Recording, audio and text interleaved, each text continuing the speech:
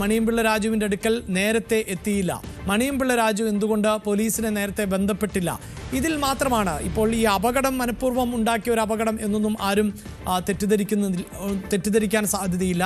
അപകടത്തിൽ പിഴവ് സംഭവിച്ചത് ആർക്ക് എന്നതിലും ഏതെങ്കിലും പക്ഷം ചേരേണ്ട ഭാഗവുമില്ല. നമുക്ക് ഈ CCTV ദൃശ്യങ്ങളിലൊക്കെ അങ്ങനെയാണ്, ആരുടെയും ഭാഗത്ത് അങ്ങനെ കൃത്യമായൊരു പിഴവ് എന്നത് പറയാനില്ല എന്നതാണ് മനസ്സിലാകുന്നത്. അഭിലാഷ്, അത് തന്നെയാണ് ഞാൻ നേരത്തെ സൂചിപ്പിച്ചത്. അപ്രതീക്ഷിതമായി സംഭവിച്ച ഒരു അപകടമാണ്.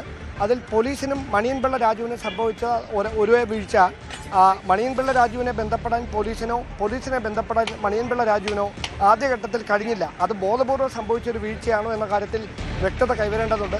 മണിയൻപിള്ള രാജു അതിലൊരു പ്രതികരണങ്ങൾക്ക് തയ്യാറായിട്ടില്ല. അദ്ദേഹം ആകെ പറഞ്ഞത് അദ്ദേഹം പാനിക്കായി പോയതുകൊണ്ട് വാഹനം നിർത്താതെ പോയി, അതുകൊണ്ട് മാത്രമാണ് അദ്ദേഹം ആ സ്ഥലത്ത് വാഹനം വേഗത്തിൽ ഓടിച്ച് വീട്ടിലേക്ക് പോയത്, തിരികെ രാവിലെ സ്റ്റേഷനിലെത്തും എന്ന് രാവിലെ അദ്ദേഹത്തെ ഫോണിൽ ബന്ധപ്പെട്ടവരോടൊക്കെ വ്യക്തമാക്കിയിരുന്നു. പക്ഷേ പോലീസ് അതിൽ കൃത്യമായൊരു വിശദീകരണം ഇതുവരെ നൽകിയിട്ടില്ല. സ്വാഭാവികമായും ഉന്നത ഉദ്യോഗസ്ഥർ ആ കാര്യങ്ങളിൽ museum police station house officer അടക്കമുള്ള ഉദ്യോഗസ്ഥരുടെ വിശദീകരണം തേടിയേക്കും. നിലവിൽ അതുമായി ബന്ധപ്പെട്ട ഒരു വിവരങ്ങളും ഔദ്യോഗികമായി ഉദ്യോഗസ്ഥർ നമ്മളോട് പങ്കുവെക്കുന്നില്ല, എന്തുകൊണ്ടാണ് അങ്ങനെ ഒരു വീഴ്ച സംഭവിച്ചെന്നുള്ള കാര്യം. അതുകൊണ്ട് തന്നെ അങ്ങനെ ഒരു അടച്ച ആക്ഷേപം ഉന്നയിക്കാൻ കഴിയത്തുമില്ല. മണിയൻപിള്ള രാജു മദ്യപിച്ചിരുന്നെന്നോ അല്ലെങ്കിൽ അതിൻ്റെതിൽ സംശയങ്ങളുണ്ടെന്നോ അങ്ങനത്തെ ഒരു വിവരങ്ങളും പോലീസ് പങ്കുവെക്കുന്നില്ല. മണിയൻപിള്ള രാജു അങ്ങനെ ഒരു കാര്യം പറഞ്ഞിട്ട് അദ്ദേഹം ആകെ ആവർത്തിക്കുന്നത് അദ്ദേഹം ക്യാൻസർ പേഷ്യൻ്റാണ്, 2 വർഷമായി ചികിത്സയിലാണ്, മദ്യപിച്ചിട്ട് 2 വർഷമായി എന്നൊക്കെയാണ് അദ്ദേഹം പറയുന്നത്. അതിനപ്പുറത്തേക്കുള്ള കാര്യങ്ങളൊന്നും വിശദീകരണമില്ല. പക്ഷേ നേരത്തെ സൂചിപ്പിച്ച പോലെ ഈ പോലീസ് സ്റ്റേഷനിൽ എത്തി കാര്യങ്ങൾ വിശദീകരിക്കാൻ വൈകിയതാണ് ഇങ്ങനെ ഒരു സംശയമുണ്ടാക്കാൻ കാരണം. അതിൽ വൈകാതെ പോലീസ് തന്നെ ഒരു വ്യക്തത വരുത്തും എന്നാണ് പ്രതീക്ഷിക്കപ്പെടുന്നത്. തീർച്ചയായും ഡാൻ, ഇതിൽ CCTV ദൃശ്യങ്ങളടക്കം ഇപ്പോൾ പോലീസിന് ലഭ്യമായിട്ടുണ്ട്. മാത്രമല്ല ഈ പ്രദേശങ്ങളിൽ അതീവ സുരക്ഷാ സംവിധാനങ്ങളും ഒപ്പം നിരീക്ഷണ സംവിധാനങ്ങളും ഒക്കെയുള്ള ഇടമാണല്ലോ. ഇപ്പോൾ മണിയമ്പിള്ള രാജുവിൻ്റെ തന്നെ വാക്കുകളിൽ നിന്ന് ഏത് തരത്തിലാണ് ഈ അപകടമുണ്ടായത്, അതിൻ്റെ ദൃശ്യങ്ങൾ പുറത്തു വരുമ്പോൾ കുറച്ചുകൂടി വ്യക്തത വരും എന്നത് ഉറപ്പിച്ച് പറയാൻ സാധിക്കുമെങ്കിൽ പോലും, അതായത് താൻ കൃത്യമായി വാഹനം ഓടിച്ചു, തൻ്റെ ഭാഗത്ത് നിന്ന് ഏതെങ്കിലും തരത്തിലുള്ള അങ്ങനെ വാഹനം ഓടിച്ചപ്പോൾ പിഴവുണ്ടായിട്ടില്ല. അതിനുശേഷമുള്ള നടപടിക്രമങ്ങളിൽ മാത്രമാണ് തനിക്ക് പിഴവ് സംഭവിച്ചിട്ടുള്ളത്. അത് പിഴവാകാം, ആരോഗ്യ പ്രശ്നങ്ങൾ ഉണ്ടായിരുന്നു, പാനിക്കായി എന്നൊക്കെ പറയുമ്പോൾ അത് മാത്രമാണല്ലേ ആ നിലയിൽ മണിയമ്പിള്ള രാജു സമ്മതിക്കുന്ന ഒന്ന്?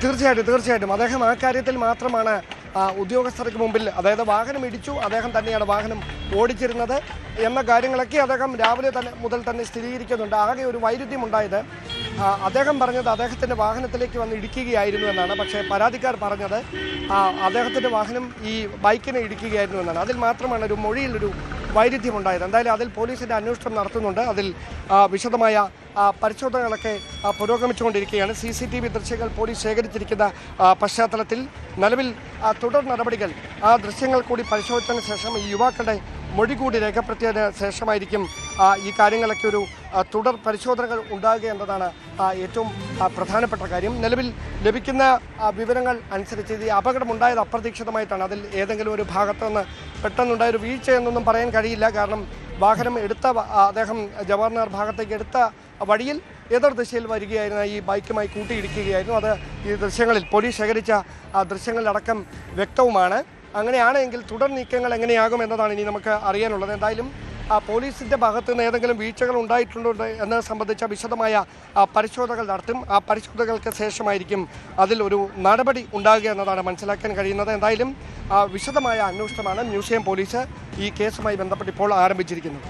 അതായത് ഡാൻ, ഇപ്പോൾ ഈ ദൃശ്യങ്ങളിൽ മണിയമ്പിള്ള രാജു പറയുന്നത്, അതായത് തൻ്റെ വാഹനത്തിലേക്ക് ഇവർ വന്ന് ഇടിച്ചതാണ് എന്ന് പറയുന്നതിൽ ഒരു പരിധിവരെ അത് അംഗീകരിക്കപ്പെടേണ്ടി വരുന്ന സാഹചര്യമുണ്ട്. സാധാരണ നമുക്കറിയാമല്ലോ, റോഡിൽ ക്രോസ് ചെയ്യുക എന്നത് എല്ലാവരും ചെയ്യുന്നതാണ്.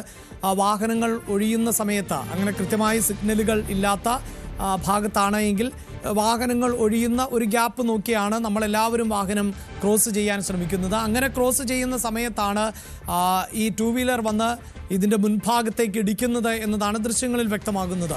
ആ ടൂ വീലർ വളരെ വേഗത്തിലാണ് വരുന്നത്. മാത്രവുമല്ല മണിയൻപിള്ള രാജുവിൻ്റെ വാഹനം റോഡിൻ്റെ പകുതിയോളം കവർ ചെയ്തും കഴിഞ്ഞിട്ടുണ്ട്. അങ്ങനെയാണല്ലോ സാധാരണ ചെയ്യുന്നത്. അപ്പോൾ അവിടെയും നമുക്കൊരു പിഴവുണ്ട് എന്ന് തോന്നുന്നില്ല.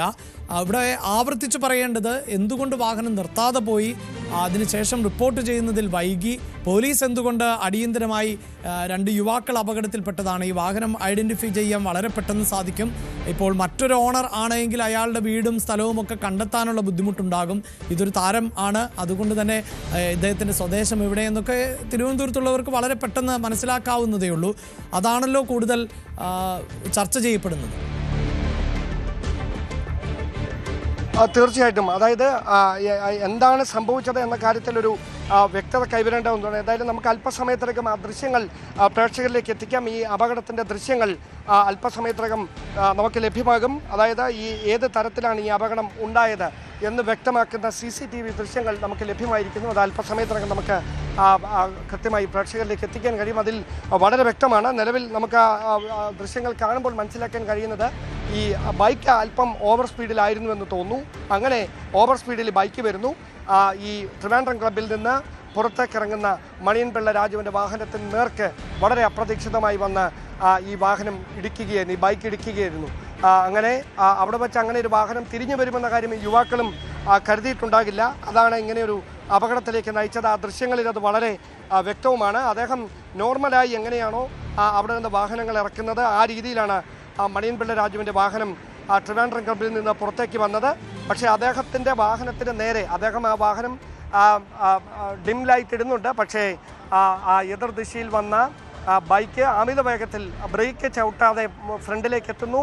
അദ്ദേഹത്തിൻ്റെ വാഹനത്തിൻ്റെ ഒരു വശത്ത് മുൻവശത്ത് ഒരു സൈഡിൽ വന്ന് ഇടിച്ച് തെറിച്ച് യുവാക്കൾ പുറത്തേക്ക് വീഴുന്നത് വ്യക്തമാക്കുന്ന ദൃശ്യങ്ങളാണ് ഇപ്പോൾ പുറത്തു വന്നിരിക്കുന്ന ദൃശ്യങ്ങൾ. അല്പസമയത്തിനകം നമുക്ക് പ്രേക്ഷകരെ കാണിക്കാൻ കഴിയും. എന്തായാലും ഈ അപകടം അപ്രതീക്ഷിതമായി സംഭവിച്ചതാണ്. അതായത് മണിയൻപിള്ള ഇതാണ് ആ ദൃശ്യങ്ങൾ. അതായത് ഡാൻ ഇപ്പോൾ സൂചിപ്പിക്കുന്ന ദൃശ്യങ്ങളാണ് പ്രേക്ഷകർ കാണുന്നത്. അതിൽ ആ കാർ എന്നത് അതാണ് മണിയൻപിള്ള രാജുവിൻ്റെ കാർ ആണ്.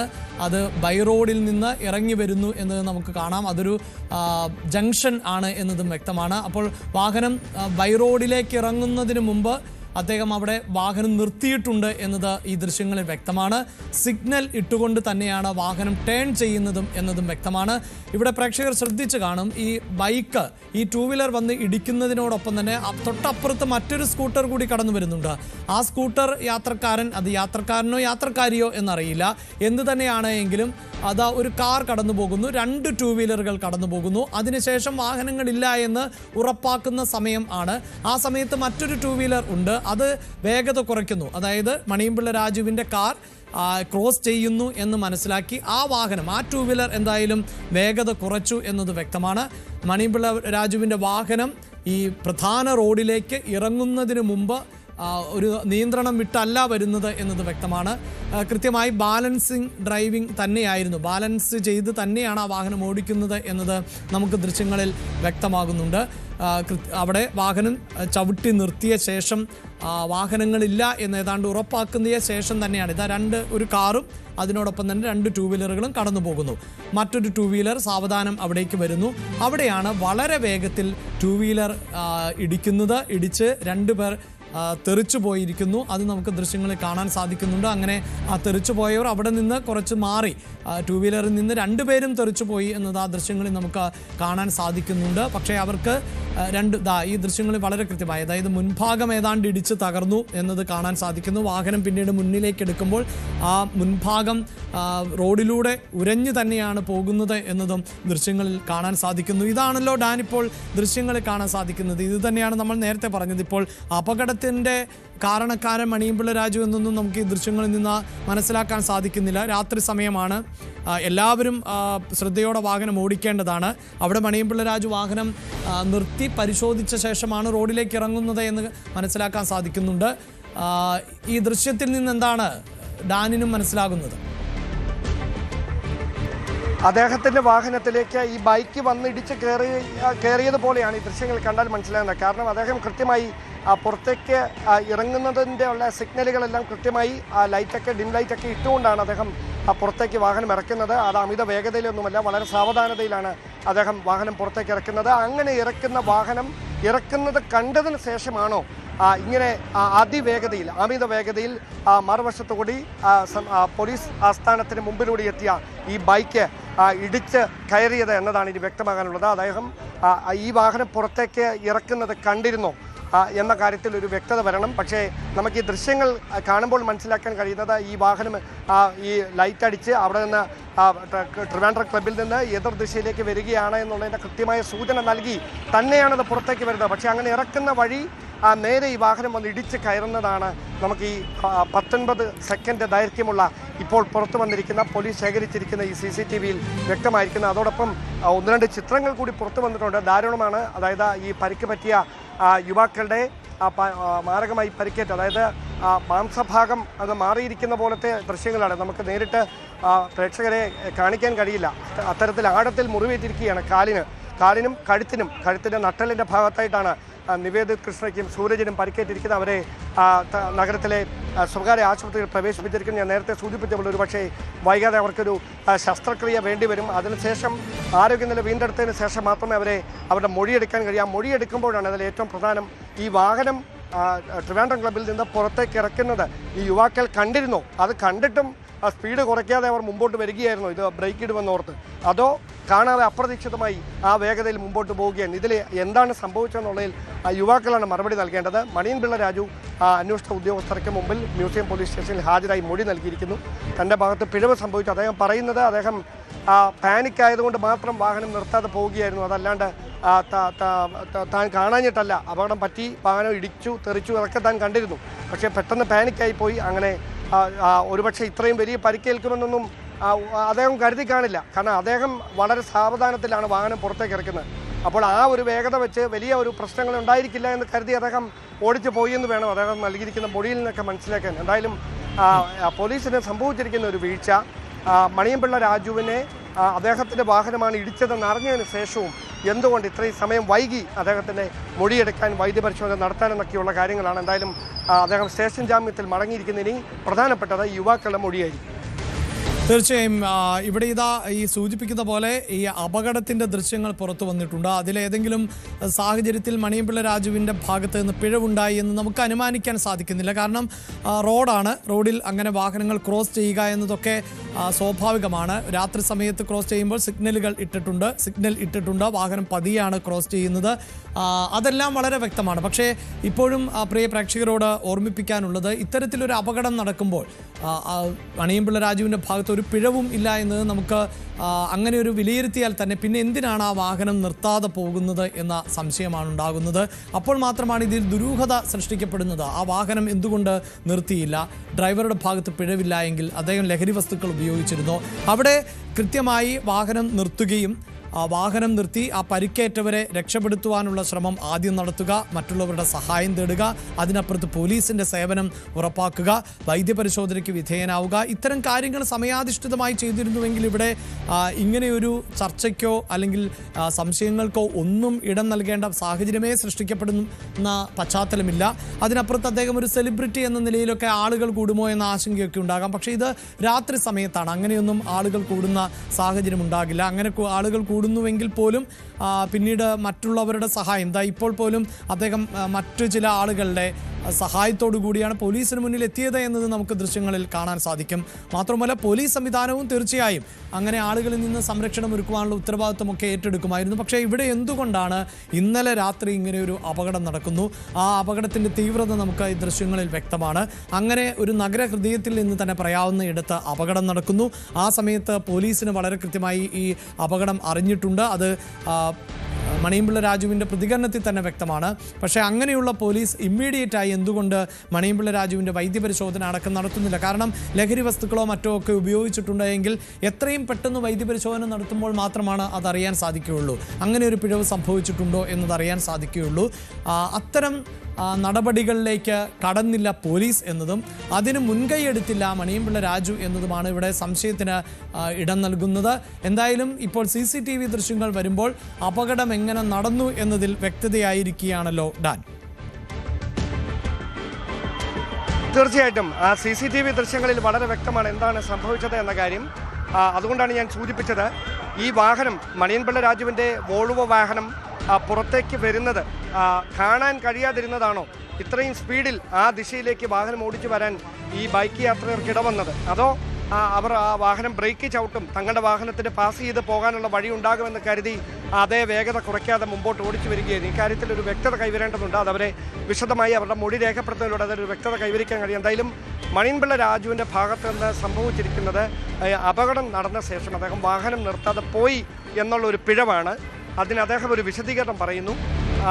അതിൽ പോലീസ് നിലവിൽ അദ്ദേഹം പറഞ്ഞ കാര്യം വിശ്വാസത്തിലെടുത്തുകൊണ്ടാണ് അദ്ദേഹത്തിന് സ്റ്റേഷൻ ജാമ്യം അനുവദിച്ച് വിട്ടയച്ചിരിക്കുന്നത്. ഇനി അവർക്ക് ഈ യുവാക്കൾക്ക് വാഹനത്തിന് ഇൻഷുറൻസ് ഉണ്ടോ, അതോടൊപ്പം അവരുടെ ചികിത്സാ ചെലവുകൾ ആര് വഹിക്കും, ഇതൊക്കെയുള്ള കാര്യങ്ങൾ അറിയാനുണ്ട്. അതിൽ ഒരുപക്ഷെ അദ്ദേഹത്തിൻ്റെ ഭാഗത്തുനിന്ന് ചെയ്യാനുള്ളതൊക്കെ അദ്ദേഹം ചെയ്യുമെന്നാണ് അദ്ദേഹത്തിൻ്റെ സുഹൃത്തുക്കൾ അറിയിച്ചിരിക്കുന്നത്. എന്തായാലും അദ്ദേഹം ജവഹർലാലിലെ വസതിയിലേക്ക് തന്നെയാണ് മടങ്ങിയിരിക്കുന്നതെന്ന വിവരം കൂടി ലഭിക്കുന്നുണ്ട്. മറ്റ് പ്രതികരണങ്ങൾക്കൊന്നും തയ്യാറായിട്ടില്ല. അദ്ദേഹം തന്നെയാണ് വാഹനം ഓടിച്ചതെന്ന് മണിയൻപിള്ള രാജു വ്യക്തമാക്കുകയും ചെയ്യുന്നു. എന്തായാലും വളരെ നയപരമായി ഇടപെട്ടിരുന്നെങ്കിൽ ഇന്നലെ രാത്രി കൊണ്ട് തീരേണ്ട ഒരു പ്രശ്നം അദ്ദേഹം അവിടെ വാഹനം നിർത്താതെ പോയത് മൂലമാണ് ഇങ്ങനെ ഒരു വലിയ വാർത്താ പ്രാധാന്യം നേടുന്ന തരത്തിലേക്ക് കാര്യങ്ങൾ എത്തുകയും പിന്നീട് സ്റ്റേഷനിലെത്തുകയും നാടകീയമായി അറസ്റ്റ് രേഖപ്പെടുത്തി അവിടുന്ന് പിന്നീട് ഈ സംഭവ സ്ഥലത്ത് അദ്ദേഹത്തിനെ പരിശോധനയ്ക്ക് എത്തിക്കുകയും ഒക്കെ ചെയ്യേണ്ട സ്ഥലത്തിലേക്ക് കാര്യങ്ങൾ എത്തിച്ചത് എന്നതാണ് വാസ്തവം. യെസ്, എന്തായാലും ഇന്നലെ വൈകിട്ടാണ് ഇത്തരത്തിൽ ഒരു അപകടം ഉണ്ടായത്. ആ അപകടത്തിന് ശേഷം വാഹനം നിർത്താതെ മണിയൻപിള്ള രാജു പോയി എന്നതാണ് ഇത്തരത്തിലൊരു കൂടുതൽ വിഷയം ചർച്ച ചെയ്യപ്പെടുന്ന സാഹചര്യം സൃഷ്ടിച്ചത്. ഇന്നലെ രാത്രി ഉണ്ടായ അപകടത്തിന്റെ CCTV ദൃശ്യങ്ങളാണ് ഇപ്പോൾ പുറത്തു വരുന്നത്. അതിൽ മണിയൻപിള്ള രാജുവിന്റെ ഭാഗത്ത് നിന്ന് വലിയ പിഴവ് സംഭവിച്ചതായി നമുക്ക് ദൃശ്യങ്ങളിൽ മനസ്സിലാക്കാൻ സാധിക്കുന്നില്ല. അതോടൊപ്പം തന്നെ 2 വീലർ യാത്രക്കാർ അവർ വളരെ വേഗതയിലാണ് വന്നത്. അതോടൊപ്പം തന്നെ ഈ വാഹനത്തിന്റെ മുൻഭാഗത്ത് ഇടിച്ച് തെറിക്കുന്ന സാഹചര്യം ആണ് സൃഷ്ടിക്കപ്പെട്ടത്. പക്ഷേ ഇങ്ങനെ ഒരു അപകടം ഉണ്ടായപ്പോൾ എന്തുകൊണ്ട് വാഹനം നിർത്താതെ പോയി? മണിയൻപിള്ള രാജു നിയമപരമായ നടപടികളിലേക്ക് കടക്കാൻ എന്തുകൊണ്ട് വൈകി? ഒപ്പം പോലീസും ഈ വിഷയത്തിൽ എന്തുകൊണ്ടാണ് ഒരു മെല്ലെപ്പോക്ക് സമീപനം സ്വീകരിച്ചത് എന്നതാണ് ഇപ്പോൾ ഉയരുന്ന ചോദ്യം.